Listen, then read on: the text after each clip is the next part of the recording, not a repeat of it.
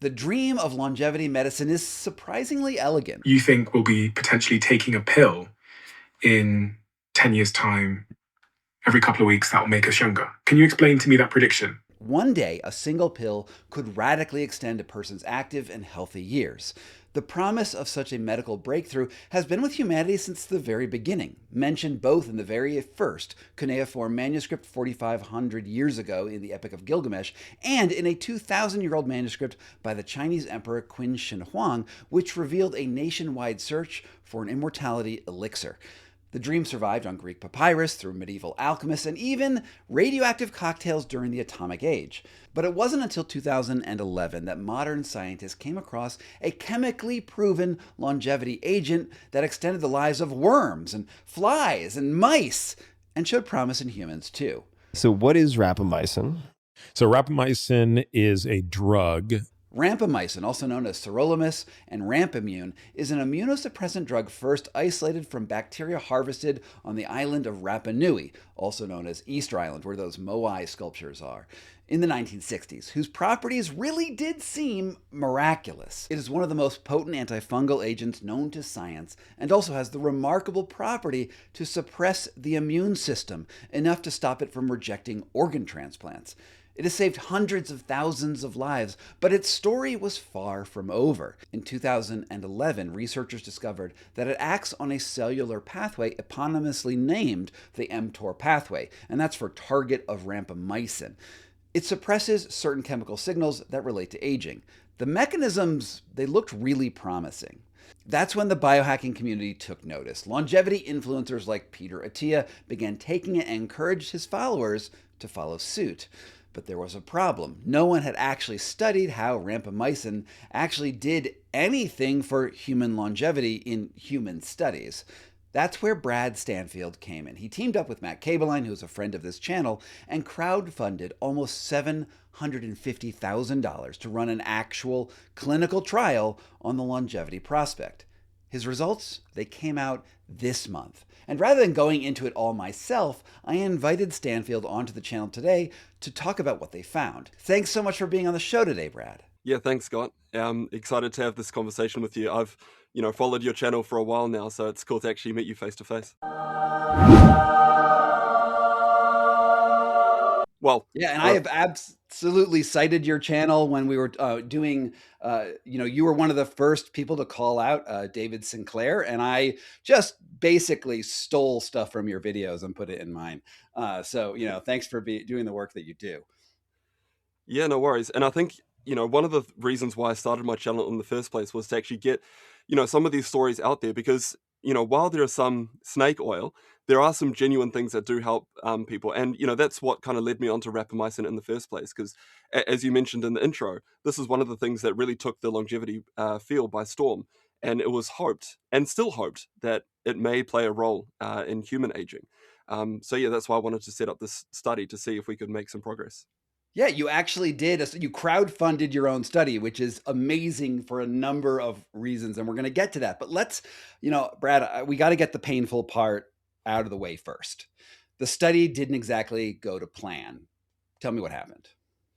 Yeah, so I think it starts at the design of the study. So, in the intro, you mentioned how in worms, flies, and mice, it extends lifespan. Now, if you try and design a human study looking at lifespan, you're going to be waiting decades and you're going to need hundreds and hundreds of patients to actually reach a statistically significant result.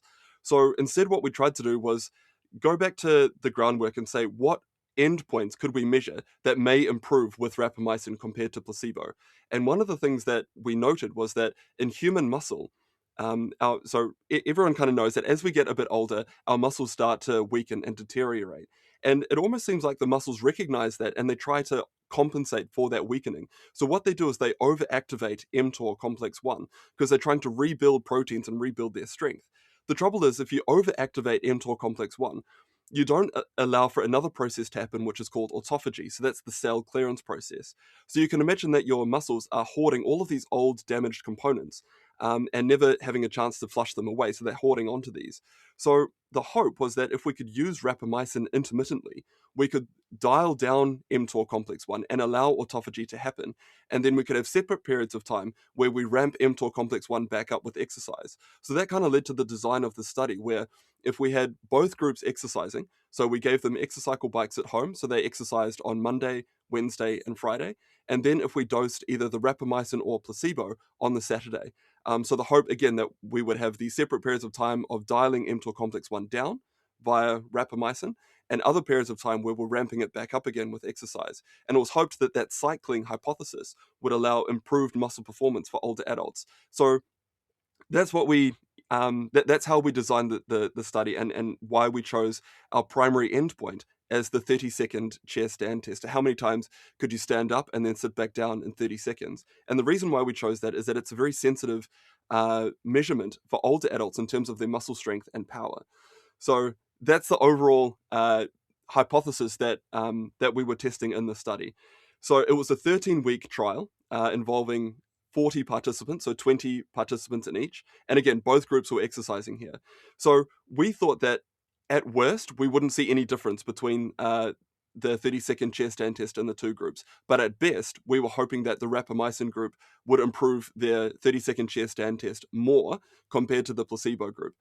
We didn't anticipate that it would actually cause the 30-second chair stand test to perform worse than the placebo group. So it opens up a lot of interesting questions, and also validates the warnings that I suppose I've been giving people, that we don't yet know enough about rapamycin in otherwise healthy individuals, and we need these clinical trials to actually see whether rapamycin actually does have a role to play in healthy aging, or whether our hopes have been misguided. Yeah, I want to just underline what you said, because you used the words placebo and it all sound very scientific. But basically, you found that people who took rapamycin got weaker compared to people who got, in a very minor way, right? But got weaker compared to people who were taking, I guess, dextrose or whatever your placebo was. So it wasn't quite that they were getting weaker, it was that they improved less. So both groups improved their muscle performance in terms of the 30-second chair stand test, but it seems that the rapamycin group, again, improved less compared to the placebo group. So based on these results, I think it does suggest that, yeah, rapamycin, at least at the doses that we used, blunted some of the positive effects of exercise. And one of the reasons why you chose, exercise, right, is because, I think you mentioned this, right? If we're going to study humans over our lifespan, so the average human's what? I mean, New Zealand, you probably live a little longer, but I think in America, we live probably like 74 or so. And the reason you studied muscle is because you don't have time to wait for humans to age and die on this very specific protocol. And then also you can't isolate a particular data point for that long anyway. So when you looked at muscle, and why was the muscle such an important target for you? Yeah, so gym goers, when they go to the gym, they are activating mTOR complex 1 to build up their muscles and build up their activate protein synthesis. So there was the concern at the time that if you did get the dose wrong, that you could impede some of those performance enhancements from exercise. So there was a safety concern with taking rapamycin off label. But again, we were hoping that if we got the dose correct, we would actually improve muscle performance. And the reason for that is, when you have a look at the mice research, when you get the dose of rapamycin correct, you do see markers of improved muscle performance, compared to the placebo group. So there was the preclinical work to actually suggest that, yes, this may have merit in humans. And again, we chose muscle because we thought that was going to be probably the best marker of improvement with rapamycin. So, we could choose heart disease, we could choose cancer, but all of those are going to require a lot of time and quite large studies. So we thought, what is the study that we could feasibly do that would give us that would hopefully take this safety concern off the table, and allow us to springboard for future studies as well. So that's why we overall chose muscle. We thought that it was going to be the best bang for buck, if you like. Do you think that your results? I mean, you're studying just 40 people, but again, it's the only study of its kind that's out there. So this is the data that we have as a community. Um, and when we're talking about statistical significance, right? You have a statistically significant result in several cases, but that's very different from we use the word significance. And I think that in English, it just sounds like that's a big result. And in statistics, it just means, no, we measured something and it's real versus substantial. And that's the word that we actually, that is the linguistic mistake that so many people make. It's, did you see a substantial change because of this? And just, do you think you have any substantial results to report at all from the study that you did? Yeah, I think we do. So with a 40-person study, you're only going to get statistically significant results if you have quite a large effect size, so a large clinically relevant effect size. So I do want to just take a step back. When we set up the study, what we did is that we registered the study on a clinical registry, and that just means that there's nowhere to hide. You know exactly what you're going to measure, how you're going to measure, and you have to report those results. So all of these measurements, again, there was nowhere to hide. And as part of that, the main primary endpoint is called the intention to treat analysis. Now that one, it didn't reach statistical significance. But when we looked at the sensitivity analysis, so for example, the per protocol analysis, and I know that I'm getting in the weeds here, but I think it is important just to make sure that we report this study correctly. In the per protocol analysis, so this is people who performed 75% or more of the exercise protocol and took 75% or more of the study drug. That's when we saw the statistically significant results. So it seems that the more people stuck to this protocol, the more blunting effect there was from rapamycin in terms of exercise. Now, it wasn't just the 30-second chair stand test that we measured. We also saw that the same trend for the 6-minute walk test as well as grip strength. So to me, we've got 3 different muscle performance measures all trending in the same direction, that the 6 milligram dose that we used once a week, I think we do have solid evidence now that at least over a 13-week time horizon, blunts the positive effects of exercise. So when you were talking about the adherence to rapamycin, this is something that I've written about, not about rapamycin, but I've written about adherence in terms of the placebo effect quite frequently. And I didn't get into the weeds enough in your article, but in the journal article. But did you have a similar number of people who had adhered to the exercise protocols in both the active and the control group? Yes, we did. Yes, we did. Did. Oh, that's fascinating. So what you're not seeing is that, so one of the things with adherence is, even if you just give 2 sugar pills to two different people, but the person who adheres to the protocol more almost always shows a more substantial benefit to that protocol, regardless of the actual effectiveness of the drug, which is one of the weird things about the placebo effect as well. It's like how much you put into it yourself versus not. But what you just told me is that luckily those 2 groups had the same number of people who were just like, yeah, I'm not so into it, which is great. Yeah. So that was one of the things that we looked into, because when we first saw the results, we didn't quite believe our results, and we tried to look and see, were more people exercising in the placebo group? Were they taking more of the study drug? But no, overall between the 2 groups, they were actually roughly similar. We were quite lucky with the participants that we had, that they were, quite adherent to this protocol. So, ultimately at the end of the day, what you found is that in this particular small subset of information, you have people who basically didn't gain as much muscle, but we don't really know about any life, actual longevity that comes about. Do you think that this could ultimately be about trade-offs? Like, some people, maybe rapamycin extends life, but at the cost of muscle? Yeah, it's a tricky one, because in the lifespan mice studies, so they're in a lab, they don't have to run away from predators, they don't have to try and hunt for food. So some of the criticism is that even if these mice are frail and living longer, that isn't going to translate into humans, because obviously we don't want to be frail as we get older, and that's one of the big things that I see in the clinic is, my older adults, when they start to lose their muscle strength, that's when they start to need to go into rest homes and private hospitals. And again, that was one of the reasons why I wanted to set up this study, because I wanted to try and prevent that from happening. So the truth is, we don't know. We don't have that data. So all of this is kind of speculative. What I suspect is that I think we did overdose with rapamycin.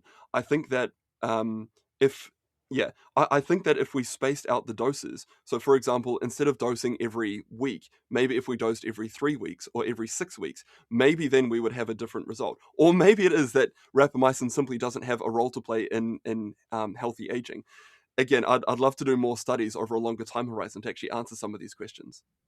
Do you think that would happen? So one of the things that's just so fascinating about how this came out, right, is rapamycin sort of showed up in the public consciousness for longevity somewhere between 2011 and 2018, depending on like how you want to talk about who was talking about it at that time.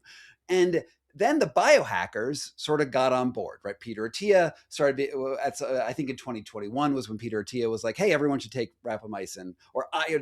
He said he was going to take rapamycin because he thought it was worth it. And then, thousands and thousands of people followed suit. But we're doing this sort of, on a whim because as you mentioned, the mechanisms are really promising, even mTOR, which I find this so fascinating, is mTOR really just means the target of rapamycin. So the actual pathway is named after the drug. This is how down into the weeds we get here. What is the calculus that goes on here between excitement about pathways versus let's go do this stuff? And then how do we validate it? Yeah, I think people have got different risk thresholds. So some people will see, something exciting in mice, and they don't want to wait for human clinical trials because they will take, years and years. So what they'll do is they'll say, I only live once. I'm going to try this experiment, and fingers crossed it works. And if I need to change my strategy later down the track as more human research comes in, then I can, change my decision.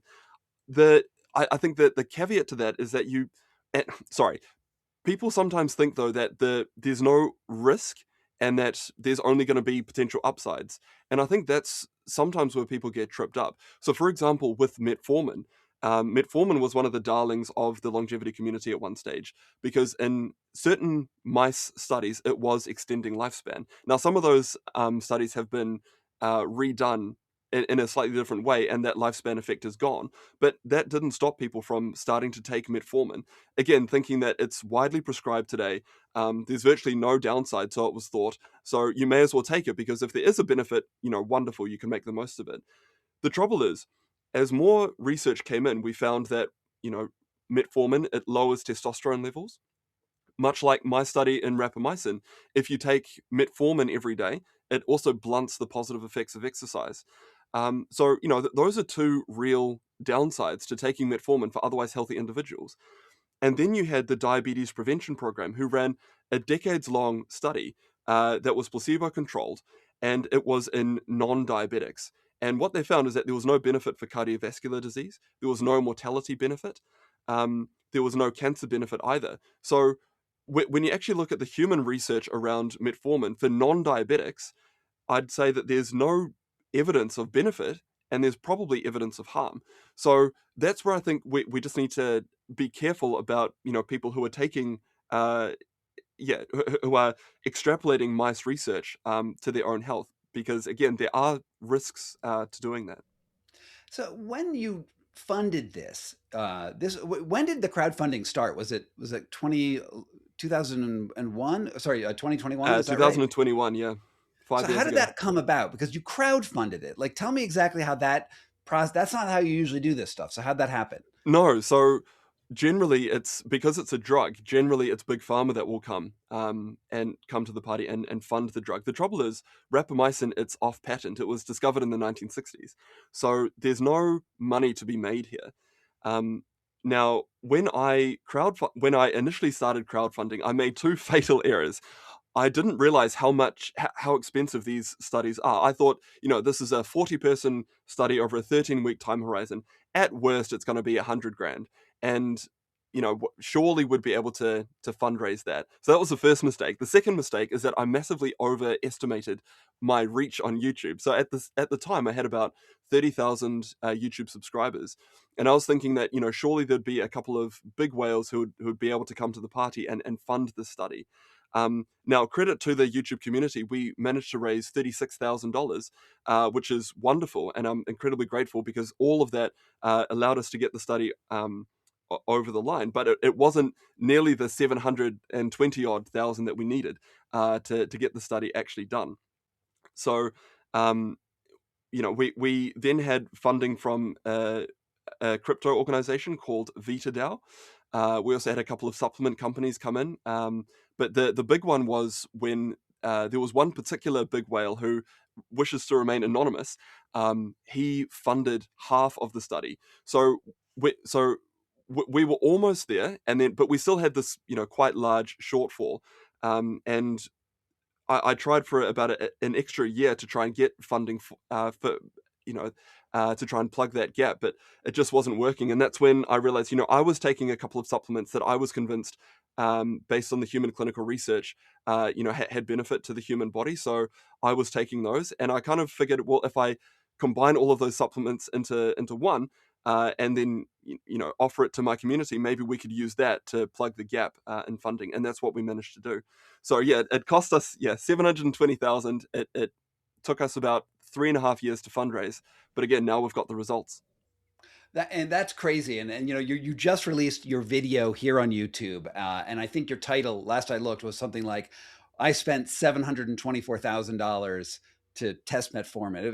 The title has that number in it.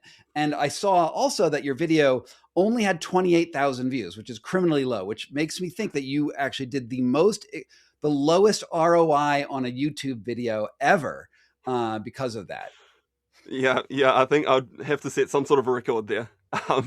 But again, I didn't do this for views. I did it out of scientific curiosity because I think these are important questions that needed to be answered. If you have a look at the preclinical world, rapamycin over and over again extends lifespan. And I think unless we did something radical like what we did, I just couldn't see, the human clinical trials being done. So again, I'm just so grateful for YouTube to be able to, crowdfund something like this and get this underway. What would you say? Like, this is a real problem in medicine right now, right? We have a clinical trial. I mean, 10 years ago, the number I would quote would be $1 billion for clinical trial, but it's actually gone up since then to get from an idea, from a drug idea to release onto market. It could be 1.5, $3 billion to get a drug out. Why, first, there's a two-part question. Why do clinical trials cost so much in the first place? Because now you have experience with that. And two, the second part of this question is, will it ever be possible to do longevity medicine research in the clinical trial system?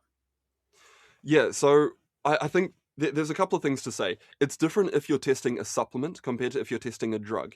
So if you're testing a supplement, the regulations and rules, they're a lot more relaxed compared to a drug.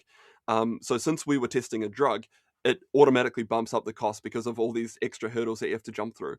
So in terms of the costs for us, so yes, I crowdfunded the study, but you need to make sure that the sponsor of the study, so in this case it was me, doesn't interfere with the data collection and the actual running of the study. So there's a wall that can't be breached. So in my clinical study, we got an Auckland hospital to actually run the study for us. So I had nothing to do with actually, discussing with patients or prescribing rapamycin.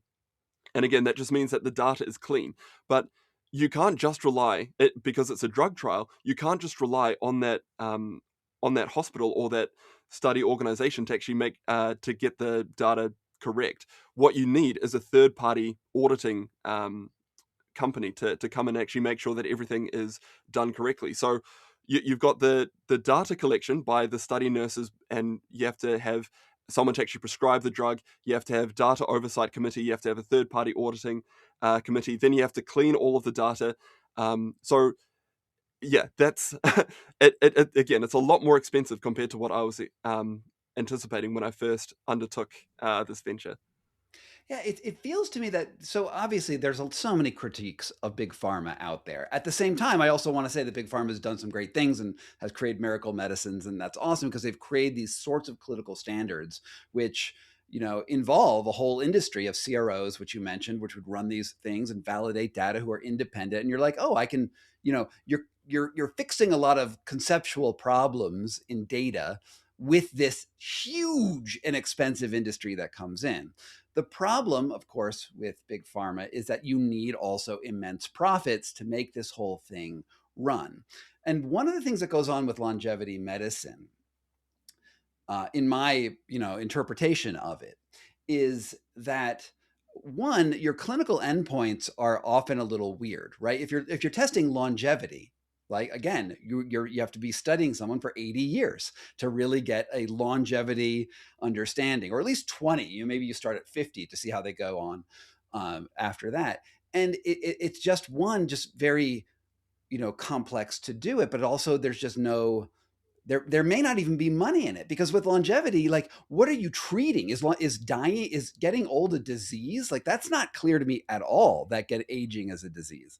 And so then to create an industry that studies this and validates it, which is what we all want, right? What you did was heroic, right? Even though your results weren't what we wanted, what you did was heroic, because you're applying the scientific method and these things it is, and you raised a ton of money.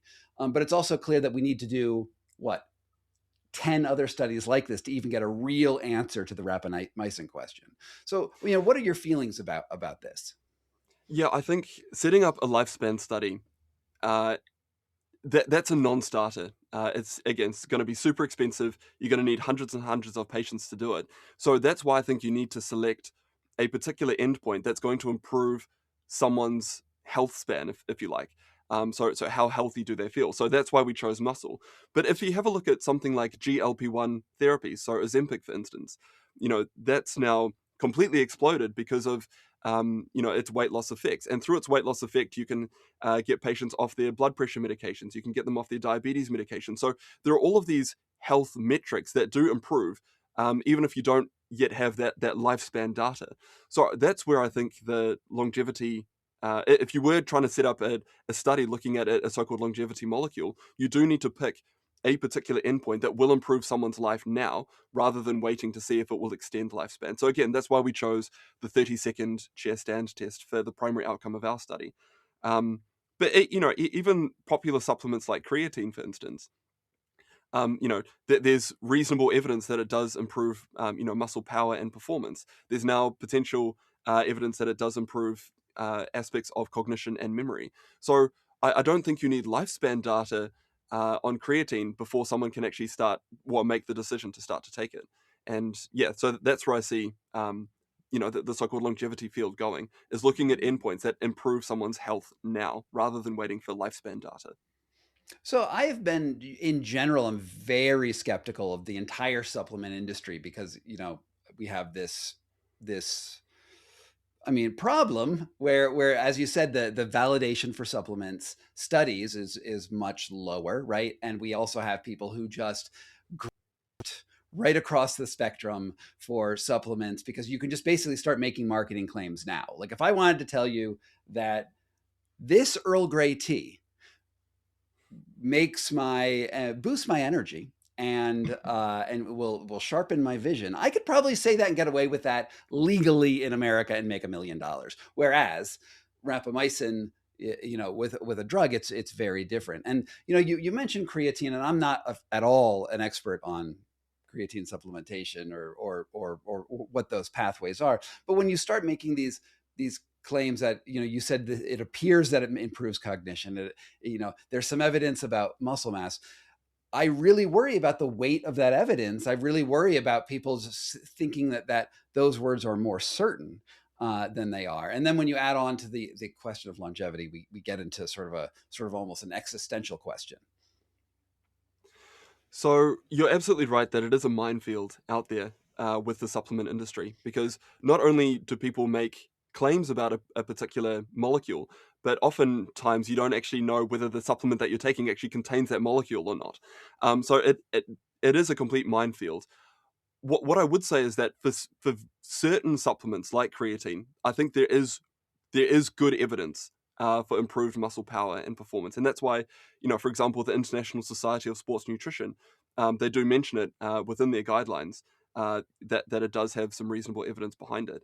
But I think, for antioxidant supplements, for instance, and many other supplements, resveratrol, there is no good evidence that they improve any aspect of health, but they're still sold in their millions today. So you're right to be skeptical, and I think that's one of the reasons why I'm such a fan of your channel, is that you do take a skeptical mind to this field, because it is so easy just to get caught up in the hype of these marketing claims. Yeah, I just generally start off with the idea that anyone who's talking to me is a liar. And it's been a very useful way to go through life. And it's just proven accurate over and over again. I am also willing to be proven wrong with evidence. Like, I love actually being proven wrong. But there's so much marketing, there's so much out there, and there's so much incentive to overhype things. Obviously, the grifters, that line of people who just like, people who maybe said that resveratrol were so great, right? David Sinclair made roughly $1 billion selling the idea that resveratrol was a great life extender, and there's nothing really to it. And then we also see just like the whole world of wellness grift. Just open up your Instagram feed now and say gut health and just see what comes up, and you're going to be in a hole of terrible information. And then sort of weeding that out as we go forward. There are doctors who have some information. Obviously, you have great information. You obviously have ethical standards because, for everyone who's watching this, you can tell someone's ethical standards by whether or not they admit they are wrong about something. And you just came out and said, well, my hypothesis didn't turn out to be what I dreamed that it would be. And I promise you that Brad would be making a lot more money if he fudged the results in the other direction. But you're right. I think a lot of people go out there to try and prove their theory correct, when actually, ideally, you want to be trying to prove your theory wrong.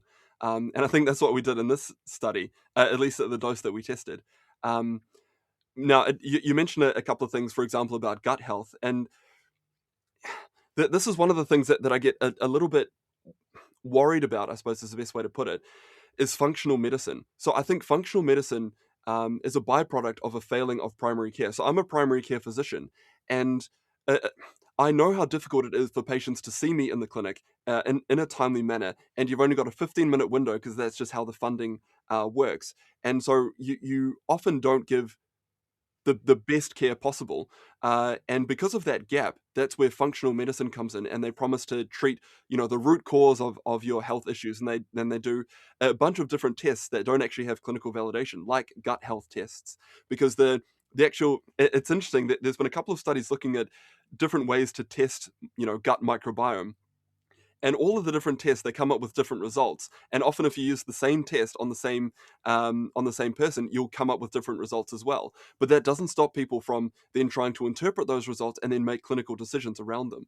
So I agree that primary care is underfunded. It does have issues, and it does need to be fixed. I just worry that functional medicine is not the way to do it. Yeah, functional medicine to me, when I look at it, and I have the book. I have the actual basic functional medicine textbook, the one that that is taught in the functional medicine courses, gifted to me by a functional medicine doctor. But like the thing that is the idea behind it is good, right? The idea behind, we're going to get a lot of data on you. We're going to get all the data, and then we're going to try to like figure out what, say, a healthy person looks like. So you have to create a sort of similar and a platonic ideal of a healthy person based on statistics. So a 40-year-old should have great testosterone and, all of these other things. And then you say, okay, we're going to try to get all of your numbers into that platonic ideal. And that is going to make you healthy or younger, or, they're going to start defining what that means. The problem is that, one, we don't have the tools in general to move all of those metrics. We can move some metrics, of course, but we can't move them all, and we can't really define what what healthy means in terms of numbers. We need to. Disease is actually, the word means dis-ease. It actually comes from, it is a symptom. It's something you feel. It's something, you have symptoms, which are things you feel, and you have signs, which are clinical identification thing. I can look and the sign of a broken leg is that it's crooked. So, okay, we have the clinical objective sign, and the symptom is, oh man, my leg really hurts because it's crooked, right? And these are sort of obvious things, but when we start abstracting out of pathology, out of a real problem, then you start inventing a disease. And I think my problem with both functional medicine, because it invents tons of diseases, like you have a vague symptom, we're going to give you some data to explain what your vague symptom is. And then longevity medicine, it has this concept of a biological age, and it defines aging as disease. I find this all just ridiculous and like philosophically problematic. And I don't know. Usually interviewers are supposed to ask questions, but I think I just went on a diatribe. So sorry about that. No, I completely agree with you. And I think an analogy is useful here. So people don't play basketball to be tall. It's, people who are tall play basketball. And it's a similar thing with, functional medicine. So a classic example is vitamin D. So when you go into rest homes and you measure the vitamin D levels of those rest home patients, often their vitamin D levels will be quite low. And so people will extrapolate to say, well, low vitamin D levels have caused this person to become frail and weak and need a rest home. Therefore, if you start supplementing with vitamin D, you can, be much healthier compared to, what these people are. Whereas it's the opposite. These people, because of their functional decline, they haven't been going outside to see much sunlight. And that's why their vitamin D levels are low. And that's why, a lot of the virtually all of the clinical trials of vitamin D have been largely disappointing. It was hoped, for instance, that we'd see decreases in cancer, decreases in cardiovascular disease. But the VITAL trial, which was a massive study, I think, of about 25,000 people that looked at omega-3 and vitamin D, and it found, with vitamin D in particular, it found no impact on cancer or cardiovascular disease. So, and if you take it a step forward, there's been a couple of other studies looking at bone density and also falls as well. And we don't quite know why we see these results, but here they are. In some of these studies, the higher doses of vitamin D are associated with greater bone mineral density loss and also worsening fall risks. So again, we don't quite understand why we saw those results, and it might be artifacts of those particular studies. But overall, we didn't actually see improvements. And so again, I just get concerned that a lot of people are doing tests and then treating those tests with a particular supplement or a diet or exercise protocol or whatever it may be. But we don't actually have clinical validation that those tests are both meaningful and worth treating. What do you think about the sudden rise of the what I'm going to call small pharma? Right, we have big pharma, which is Pfizer and Bayer, right? All the big guys who make the big drugs that are in pharmacies everywhere. But now we have this new version of small pharma, which I'm going to say is this sort of quasi-pharmaceutical market, usually around peptides. We could say stem cells, regenerative medicine in general, where we have things that are often legal to take because a peptide, for instance, is just a fraction. It's like a small amino acid, basically, right? And a small protein made up of amino acids, and then there's all these people that look like they came out of the bodybuilding world, and if you scroll through some of these websites, you'll just see things like BP 147 or the Wolverine stack and GLP-1s, obviously, and all of this stuff. How should a human right now who's watching this video navigate that world? Like, is there promise in that world, or is that, oh my God, that's horrible? Yeah, I think this really started to kick off with the advent of GLP-1 therapy. So GLP-1 is glucagon-like peptide 1. And I think that really caught the imagination of this, peptide community, for want of a better phrase. Because, there's a bunch of different peptides that have shown some promise in preclinical models, but for whatever reason just haven't had the human clinical trials for them. And this sort of harks back to what we were talking about before, that for some people, their risk tolerance is greater than say mine, for instance, where they would see some positive results in preclinical models and decide to take a particular peptide. But the concern is that we just don't know the benefit versus risk ratio in humans. So we know a lot about the benefit versus risk ratio for GLP-1 therapies because Big Pharma has come along and poured millions of dollars into doing clinical trials so that we can actually, present these findings to patients in the clinic and have a evidence-based discussion. Whereas a lot of the, other peptides that you can buy from, compounding pharmacies or different peptide clinics, they don't have that validation. So I would just be, again, concerned that we don't know if there is any benefits to any of these particular peptides, and whether there's actually true harms or not. So the general advice that I give to my patients in the clinic is, don't inject these strange chemicals into your body because, again, we just don't know the benefit versus risk ratio. And I think that's a reasonable place to start. But again, other people will have different risk tolerances and just decide to take them. And, their health, their decision. But if they were a patient of mine, I would just urge caution.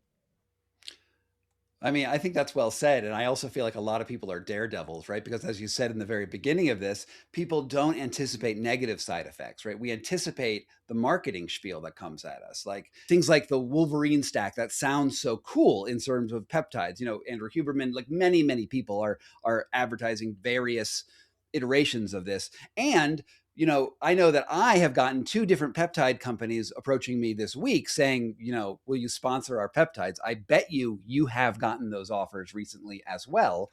How, and I think that people like the marketing. They like the idea that they can sort of take control of their health where the medical system has failed them. But do we really, you've already said this, you don't know the risks. How bad is it? Like what could go wrong?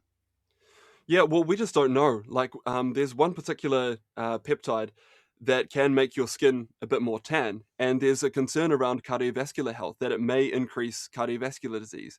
So yes, you might be a bit more tan, but you might be increasing your heart attack risk, and that's just one example. I think a slightly different approach that people might want to take is that instead of paying money to inject these things into your body and you don't exactly know whether it's going to be harmful or whether it's going to be beneficial, maybe set up a clinical trial or donate to someone who's actually running clinical trials looking at these peptides. Because, I think one of the reasons why this area has really exploded is that big pharma companies, they haven't really poured money into this area and had a proper look. Like BPC 157, I think, is one of the more popular peptides, but we don't have a lot of human research on it. I think we've only got one or two human studies, and so I think if people really wanted to know if there are true benefits or risks, maybe set up a clinical study like what I did with rapamycin and actually explore this and take a scientific approach to it.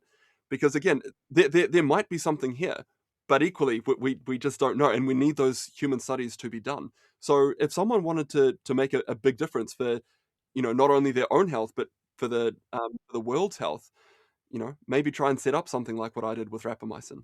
What about, hey, hear me out. This could be crazy, but we have a lot of people who are willing lab rats in the world, right? Who are just like, give me BP 157.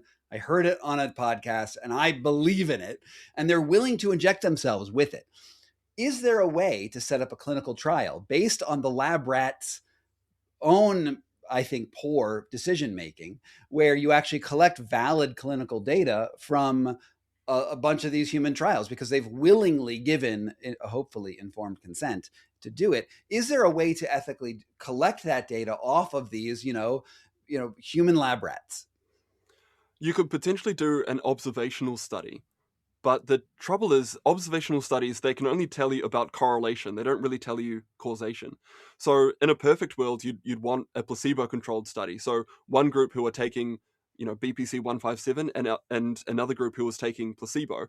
And they're blinded, so they don't know which group they're actually in. And then you can follow these patients up to see, what clinical endpoints are affected by this. Now, to do that, you do probably need to go through an ethics board. You need to have funding. You need to make sure that the sponsor of the study doesn't interfere with the data collection. And I don't know whether BPC 157 would be classed. I'd imagine it would be classed as a drug, not a supplement.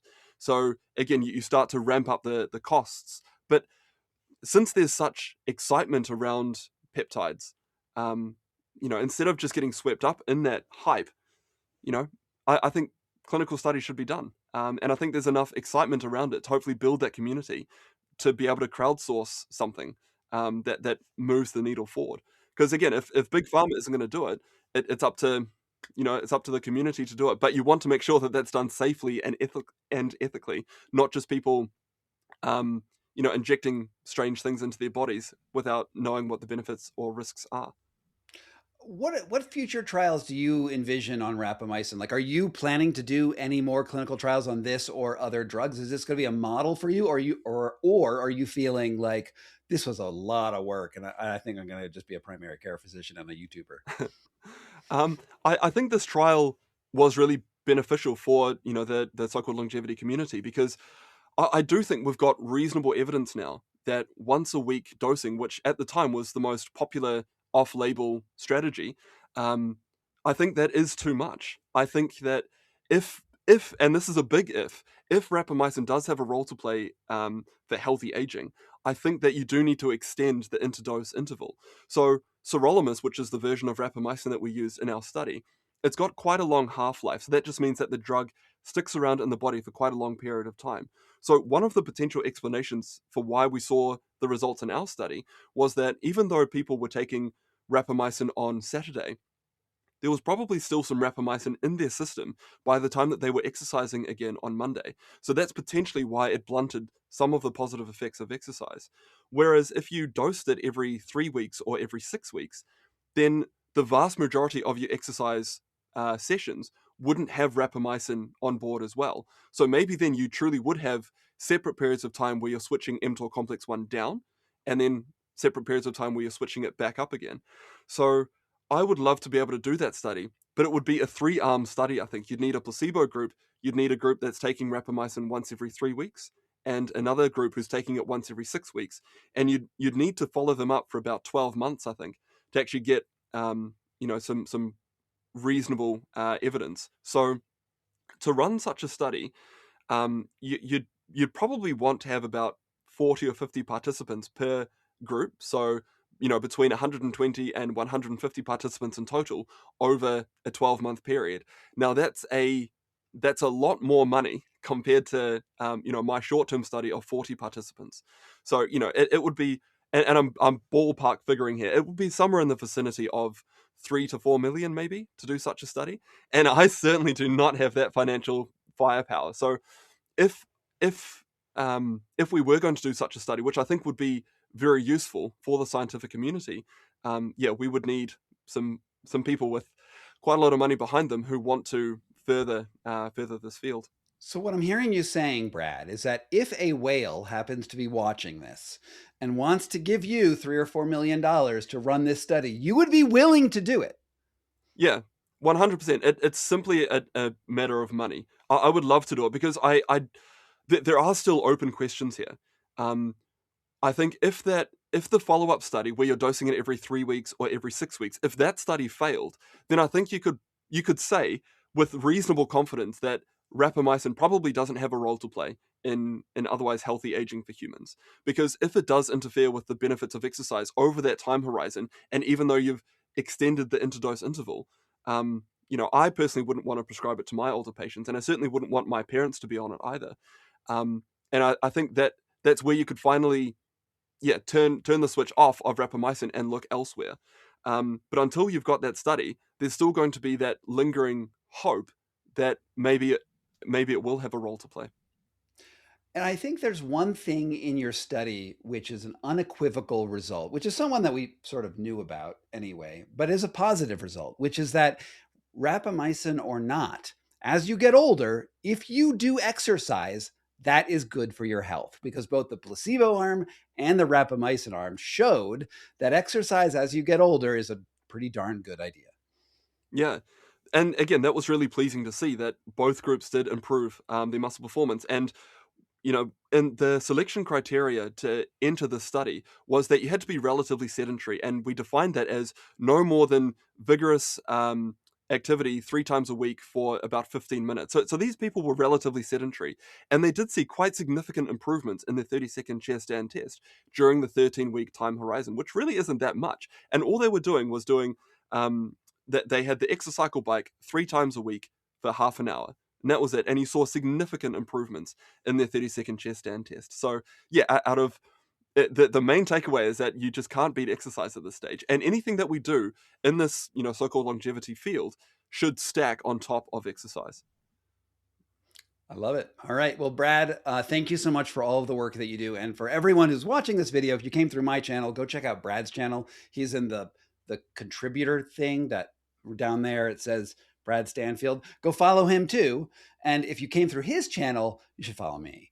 Thanks so much for being on the show. And I love the work that you're doing, and I will absolutely still be watching you. And I really hope that, we can collaborate on something fun in the future. Yeah, absolutely, Scott. Thanks for your time. Thank you so much to my supporters here on Patreon and on Substack and even on YouTube who make this work possible. It means the world to me that you're here. And if you want to get your name on the honor roll, all you need to do is sign up at the links down below. From Foxtopus Inc. in Denver, Colorado, this was Scott Carney Investigates.